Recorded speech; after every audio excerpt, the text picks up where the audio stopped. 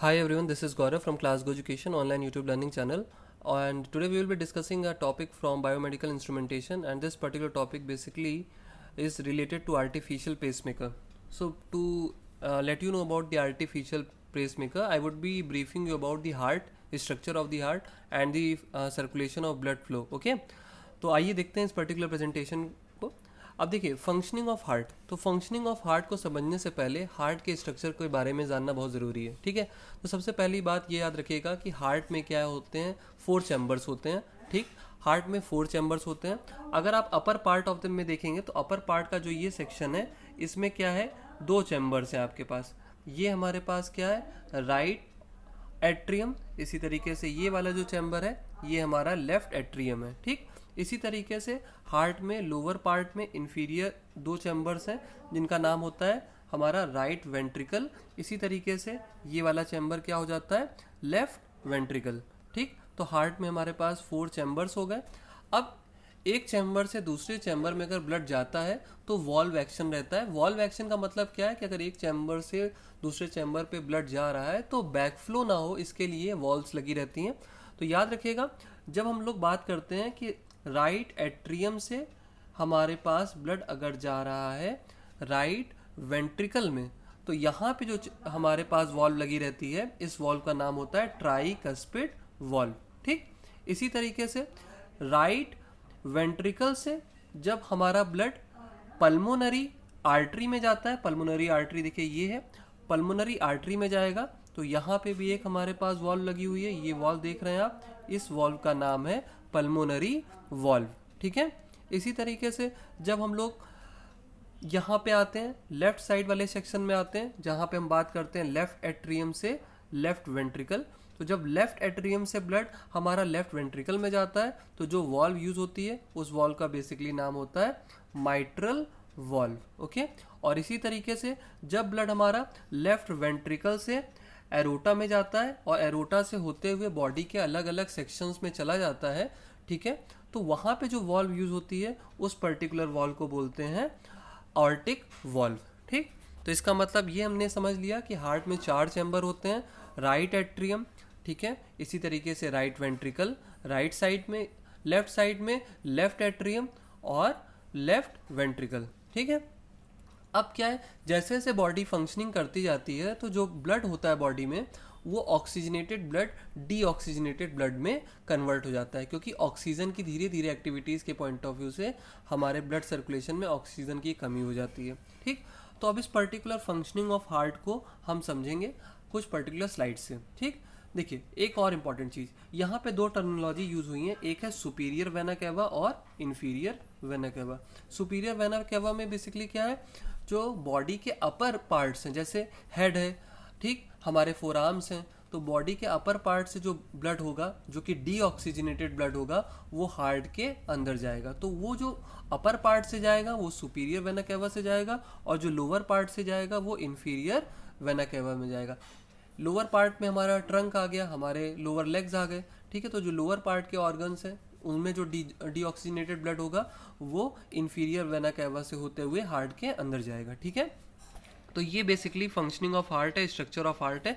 कुछ टर्मिनोलॉजीज के बारे में हम लोग देख लेते हैं और फिर हम लोग हार्ट की फंक्शनिंग के बारे में देखेंगे। ठीक, आमतौर पे देखिए हमको ये मालूम होना चाहिए, जब भी हम हार्ट के सर्कुलेशन या ब्लड फ्लो के बारे में बात करते हैं तो हमको वेन्स और आर्टरीज के बारे में मालूम होना चाहिए, और ये भी मालूम होना चाहिए वेन्स में पल्मोनरी वेन्स की फंक्शनिंग अलग होती है आमतौर में जो वेन्स की फंक्शनिंग होती है। ठीक है, इसी तरीके से आर्टरी की फंक्शनिंग पल्मोनरी आर्टरी से क्या होती है, अलग होती है।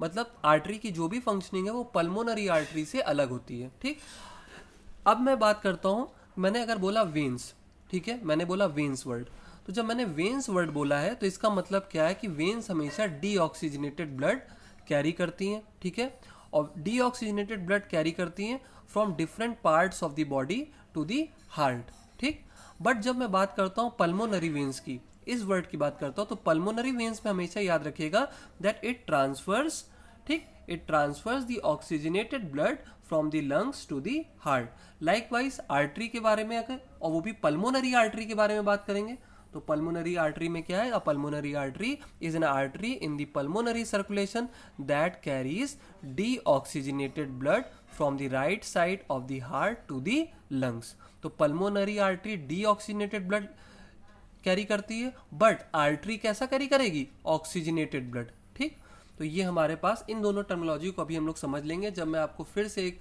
चार्ट के पॉइंट ऑफ व्यू से हार्ट की फंक्शनिंग के बारे में बताऊंगा। ठीक, अब यहाँ पे तीसरा पॉइंट है कि heart is a two sided pump made up of 4 chambers. The upper 2 chambers called atria and lower 2 are called ventricles. ठीक है, उसके बाद on the right side of the heart the right atrium and right ventricle work to pump oxygen poor blood, that is also said as deoxygenated blood, returning from the body back to the lungs to be reoxygenated। ठीक है, इस point का मतलब है कि अगर हमारे पास right side of the heart में देखा जाए तो राइट एट्रियम है और राइट वेंट्रिकल है। ठीक है, ये डीऑक्सीजनेटेड ब्लड कैरी कर रहे हैं। क्यों? क्योंकि सुपीरियर वेना कैवा से और इंफीरियर वेना कैवा से डीऑक्सीजनेटेड ब्लड बॉडी के अलग अलग पार्ट से आता है और इन दोनों चैम्बर्स में स्टोर हो जाता है। ठीक है, उसके बाद on the left side of the heart, the left atrium and the left ventricle combine to pump oxygenated blood back through the body। जो लेफ्ट पार्ट है वहाँ पे हमारे पास क्या होता है, ऑक्सीजनेटेड ब्लड होता है। ऑक्सीजनेटेड ब्लड कैसे होता है, इसका प्रोसेस ये है कि देखिए, जब हमारे पास राइट एट्रियम से ब्लड राइट वेंट्रिकल में आता है, उसके बाद वो पल्मोनरी आर्टरी में जाता है। पल्मोनरी आर्टरी से होते हुए left and right side of the lungs में गैस का एक्सचेंज होता है। ठीक है, ब्लड में, और ब्लड हमारा ऑक्सीजनेटेड हो जाता है, ऑक्सीजन इनटेक हो जाती है, और फिर वो ब्लड पल्मोनरी वेन से होते हुए लेफ्ट एट्रियम में आता है, और फिर लेफ्ट एट्रियम से होते हुए लेफ्ट वेंट्रिकल में आता है, और लेफ्ट वेंट्रिकल से होते हुए ऑर्टिक वॉल्व से होते हुए ऑर्टिक जोन से होते बॉडी के अलग अलग पार्ट्स में चला जाता है। ठीक है, तो ये बेसिकली की पॉइंट्स हैं। हार्ट में 4 वॉल्व होती हैं, मैंने आपको पूरा बता दिया है। एक हमारी ट्राइकस्पिड वॉल्व है, जो राइट एट्रियम से जो ब्लड होगा, ठीक है, राइट एट्रियम से ब्लड जब राइट वेंट्रिकल में जाता है तो उसके बीच में जो वॉल्व लगी रहती है वो ट्राइकस्पिड वॉल्व है। पल्मोनरी वॉल्व के बारे में बताया, जब राइट वेंट्रिकल से ब्लड पल्मोनरी आर्टरी में जाता है तो उसके बीच में जो वॉल्व लगी रहती है वो पल्मोनरी वॉल्व है। इसी तरीके से माइट्रल वॉल्व, लेफ्ट एट्रियम से जब ब्लड लेफ्ट वेंट्रिकल में जाता है तो माइट्रल वॉल्व से होते हुए जाता है, और ऑर्टिक वॉल्व जो है हमारी वो लेफ्ट वेंट्रिकल से ऑरोटा पे जाती है, ऑरोटा से बॉडी के अलग अलग पार्ट्स में चली जाती है। तो ऑर्टिकल, ये 4 वॉल्व्स हार्ट में होती हैं, इनको हमेशा याद रखिएगा। अब इस पार्ट देखिए, वर्किंग को पूरा एक पर्टिकुलर मेथोडोलॉजी से समझाया है।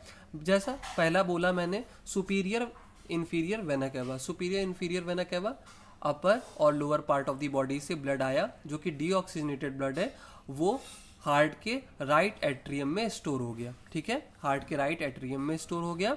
उसके बाद ट्राइकस्पिड वॉल्व खुलेगी, राइट वेंट्रिकल में ब्लड जाएगा, राइट वेंट्रिकल से ब्लड पल्मोनरी आर्टरी में जाएगा। ठीक है, पल्मोनरी वॉल्व ओपन होगी। उसके बाद पल्मोनरी आर्टरी से जो डीऑक्सीजनेटेड ब्लड है वो लंग्स में जाएगा, लेफ्ट और राइट साइड ऑफ लंग्स में जाएगा। वहाँ पे गैस का एक्सचेंज होगा, ऑक्सीजन CO2 हमारी क्या होगी, ऑक्सीजन इन होगी, CO2 बाहर होगी। उसके बाद ऑक्सीजनेटेड ब्लड हमारा पल्मोनरी वेन्स में जाएगा, और मैंने आपको बताया था पल्मोनरी वेन्स हमेशा ऑक्सीजनेटेड ब्लड कैरी करती हैं। ठीक है, तो पल्मोनरी वेन्स से होते हुए ब्लड लेफ्ट एट्रियम में जाएगा, लेफ्ट एट्रियम के बाद माइट्रल वॉल्व ओपन होगी, लेफ्ट वेंट्रिकल में ब्लड जाएगा, फिर लेफ्ट वेंट्रिकल से ऑर्टिक सेमील्यूनर वॉल्व ओपन होगी, ऑर्टा पे जाएगा, और फिर डिसेंडिंग और असेंडिंग पार्ट्स से होते हुए बॉडी के अलग अलग पार्ट्स में ब्लड चला जाएगा। ठीक है, तो this is the functioning of the heart. अब समझते हैं कि ऐसे नोड का क्या काम है। ठीक है, देखिए, जो ये साइनोएट्रियल नोड है, ठीक है, ये बेसिकली इसका इतना ही काम है कि ये स्पार्क डेवलप करती है, राइट एट्रियम में सबसे ऊपर लगी रहती है। ठीक है, यहाँ पे अगर आप इसको ध्यान से देखेंगे तो मैंने क्या बताया, ये हमारा क्या है, राइट एट्रियम, ये लेफ्ट एट्रियम, ये राइट वेंट्रिकल, ये लेफ्ट वेंट्रिकल। तो अगर ऐसे नोड की लोकेशन देखी जाए तो राइट एट्रियम में सबसे ऊपर यहाँ पे हमारे पास ऐसे नोड रहता है। ठीक है, अब ऐसे नोड का बेसिकली काम ये होता है कि एक इलेक्ट्रिक पल्स दें स्पार्क के फॉर्म में, जिससे कि राइट एट्रियम कॉन्ट्रैक्ट हो। जब राइट एट्रियम कॉन्ट्रैक्ट होगा तो उसके अंदर क्या है, डीऑक्सीजनेटेड ब्लड है।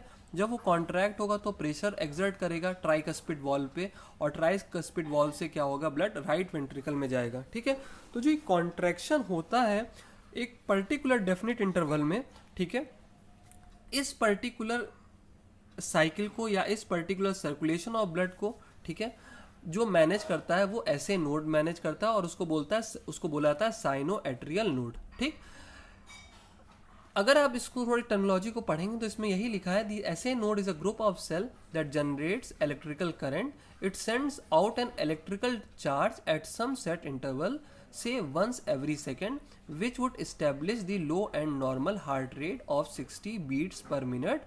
और अगर एक हेल्दी ह्यूमन बीइंग है तो ये हार्ट रेट 60 to 80 रहेगा। ठीक है, बट अगर प्रॉब्लम, सपोज करिए प्रॉब्लम इस तरीके से आती है कि हमारे पास जो हमारा ये पल्स डेवलप होती हैं, कॉन्ट्रैक्शन जो करती हैं हार्ट में, वो अगर बेसिकली देखा जाए ना हो रहा हो, ठीक है, या स्लो हो जा रहा है, तो उसके लिए क्या प्रोसेस है, उसके लिए हमारा जो प्रोसेस है वहाँ पे हम लोग यूज़ करते हैं आर्टिफिशियल पेसमेकर। ठीक, तो आइए देखते हैं हम लोग आर्टिफिशियल पेसमेकर के बारे में। तो देखिए क्या है कि अगर देखा जाए मेडिकल इक्विपमेंट्स को, तो मेडिकल इक्विपमेंट्स ब्रॉडली क्लासिफाइड रहते हैं डायग्नोस्टिक और थेरेपेटिक इक्विपमेंट। डायग्नोस्टिक इक्विपमेंट वो होते हैं जो डायग्नाइज करते हैं डिजीज़ को, ठीक है, और थेरेपेटिक इंस्ट्रूमेंट वो होते हैं या इक्विपमेंट्स वो होते हैं जो बेसिकली ट्रीटमेंट जो पेशेंट का होता है उसके लिए यूज़ करते हैं। जो ये आर्टिफिशियल पेसमेकर है ये एक तरीके का आप कह सकते हो life saving therapeutic medical device है। ठीक है, और ये बेसिकली जो हार्ट है, हार्ट में बीटिंग्स होती हैं उनको रेगुलेट करता है।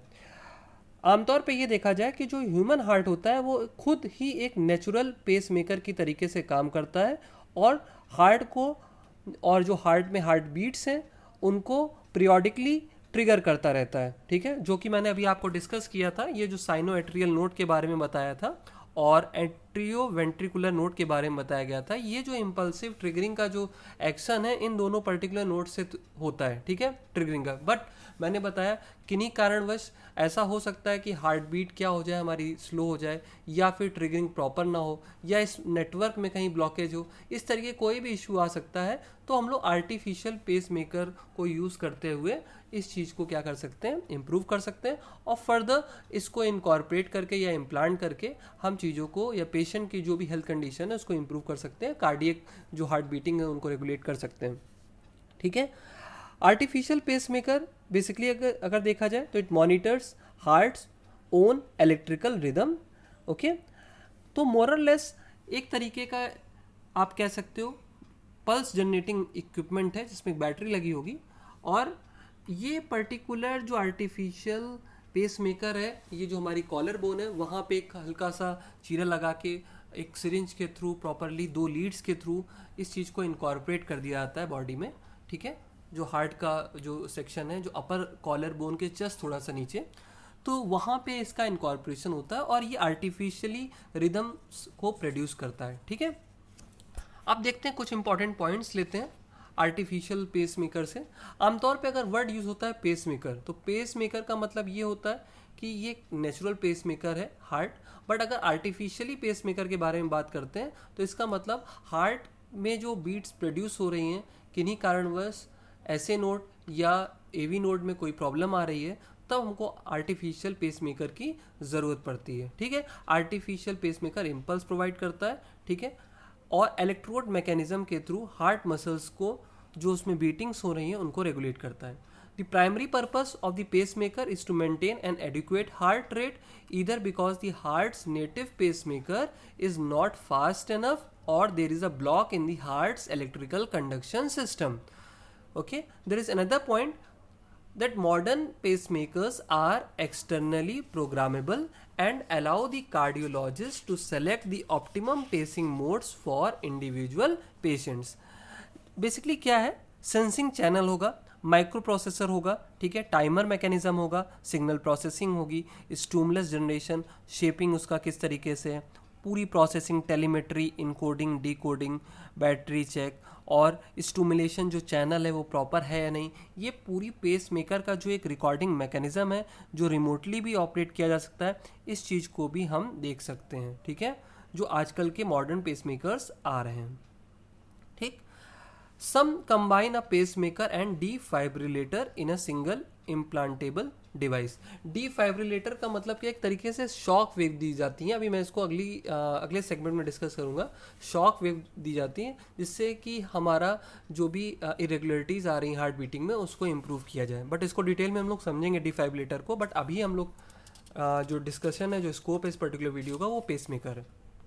ठीक, पेसमेकर के अगर दो कंपोनेंट्स देखा जाए तो पेसमेकर में एक बैटरी होती है, ठीक है, और which is called a pulse generator. अब द पेसमेकर लीड्स और wires which permits the communication between the pulse generator and the human heart. ठीक है, a pacemaker will usually last between 5 to 12 years। The longevity of the pacemaker depends on how often it is used, type of pacemaker system, and the amount of energy required to stimulate the patient's heart. Okay, now this is basically the overview of this pacemaker। Principle of operation को मैं एक बार फिर से आपसे share करना चाहता हूँ। Pacemaker का अगर प्रिंसिपल ऑफ ऑपरेशन देखा जाए तो देखिए क्या होता है कि अंडर नॉर्मल कंडीशन, ठीक है, the beta of the heart is triggered by the natural pacemaker, जो कि मैंने अभी आपको ऐसे नोट के थ्रू समझाया। ठीक है, नेचुरल पेसमेकर है, ऐसे नोट जो है वहाँ से हमारी जो ट्रिगरिंग होती है वो नॉर्मल होती है। ठीक, जब सिग्नल ट्रिगर होता है तो वो क्या करता है, पूरे जो राइट एट्रियम है, ठीक है, लेफ्ट एट्रियम है, यहाँ पे दोनों पार्ट्स में सिग्नल पूरी तरीके से स्प्रेड हो जाता है। उसके बाद जो ये सिग्नल स्प्रेड होता है इसको रिसीव करता है एट्रियो वेंट्रिकुलर नोड। ठीक है, अब एट्रियो वेंट्रिकुलर नोड जब इस पर्टिकुलर सिग्नल को स्प्रेड को चैनलाइज करता है, उसके बाद इलेक्ट्रिकल नेटवर्क जो हार्ट का है पूरा हमारा एक तरीके से सिंक्रोनाइज हो जाता है। जहाँ पे कॉन्ट्रैक्शन होता है वहाँ पे कॉन्ट्रैक्शन होगा, जहाँ पे रिलैक्सेशन फेज आएगा वहाँ पे रिलैक्सेशन फेज आएगा। कितना डिले होना चाहिए, ये एट्रियम और वेंट्रिकल जो चैनल्स हैं उसमें कितना डिले होना चाहिए, ये बिल्कुल प्रॉपर मैकेनाइज्ड वे है।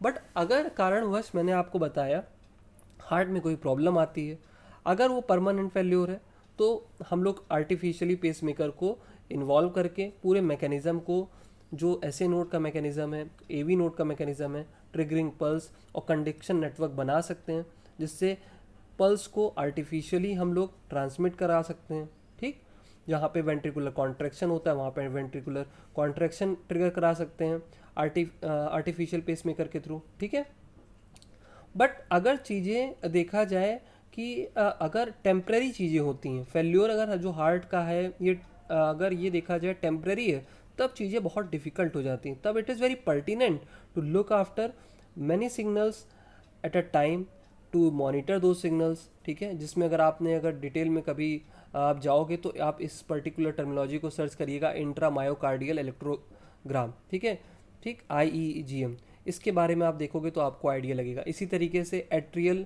इलेक्ट्रोग्राम के बारे में। बट हमारा जो स्कोप है इस पर्टिकुलर सब्जेक्ट का इतना डिटेल में नहीं है। ठीक है, जो बायोलॉजी के स्टूडेंट्स होंगे वो इसको काफ़ी डिटेल में पढ़ेंगे, कॉम्पिटिटिव पेसमेकर्स में, नॉन कॉम्पिटिटिव पेसमेकर्स में। इसी तरीके से प्लांटेबल पेसमेकर्स होते हैं, नॉन इम्प्लांटेबल पेसमेकर्स होते हैं, क्लासिफिकेशंस हैं इनके। ठीक, उनकी फंक्शनैलिटीज़ के ऊपर डिस्कशन है। ठीक, तो इस तरीके के मैकेनिज़्म को हम लोग बेसिकली प्रिंसिपल ऑफ ऑपरेशन को साइनो एट्रियल नोड किसी कारणवश नहीं काम करता है तो आर्टिफिशियली पेसमेकर लगा के उन चीज़ों को मॉनिटर और उन चीज़ों को रेगुलेट किया जा सकता है। ठीक है, एक चीज़ हमेशा याद रखिएगा, कभी कभी ये क्वेश्चन पूछ लेते हैं, क्या दिमाग में आता है कि डिफाइब्रिलेटर क्या है, तो मैं डिटेल में बताऊंगा, बट थोड़ा सा फाइब्रिलेशन के बारे में बता देता हूँ। Fibrillation is a state of a heart where it loses its rhythmic pace. ठीक है, and heart starts to vibrate randomly. So defibrillators generates a kind of shock waves which stop these random vibration and it brings the heart back to its normal rhythmic pace. ठीक, तो ये basic overview है artificial pacemaker का। ठीक, pulses के बारे में देखा जाए तो स्टिमुलेटिंग सिग्नल जो हैं वो बेसिकली अगर देखा जाए 0.5 वोल्ट से 4.5 वोल्ट्स के आसपास रहते हैं। ठीक, और इन्हीं सिग्नल्स को हम लोग अगर देखा जाए जो सेंस सिग्नल्स मिलते हैं बॉडी से वो 5 मिली वोल्ट से 20 मिली वोल्ट के आसपास होते हैं।